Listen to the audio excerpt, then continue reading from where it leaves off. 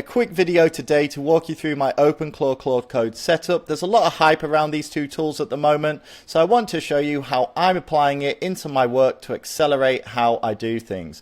So I've got both Claude Code and OpenClaw installed on a server. Here's OpenClaw, here's Claude Code, and I'm going to prompt it via WhatsApp. So when the request comes in, it talks to OpenClaw, which is my always-on agent operator. That means that I can actually ask it to perform routine tasks such as pull a report on a Friday, and it memorizes and is able to then do that. How it actually performs the skill is done within Claude Code. So all the workflow memory and reasoning is inside Claude Code, and it accesses all of my tools via this MCP model context protocol layer, where I can connect all of my different tools, whether it's HubSpot, Outlook, Salesforce or Teams, into the model context protocol to be able to perform different tasks, whether that's sending emails or pulling reports. So Alex, my friend, has just invited me to this Bangkok OpenClaw meetup, and I'm going to use OpenClaw to send an invitation to block his calendar,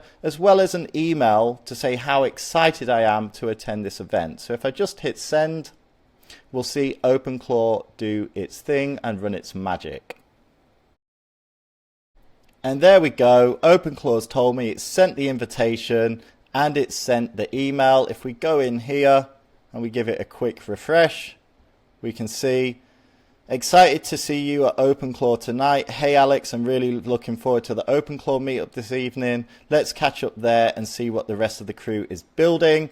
And if I check my calendar, it's also blocked out the time. What's really cool is I can also do this via voice note or from my phone, and this is how I'm using OpenClaw and Claude Code to accelerate and streamline my workflows.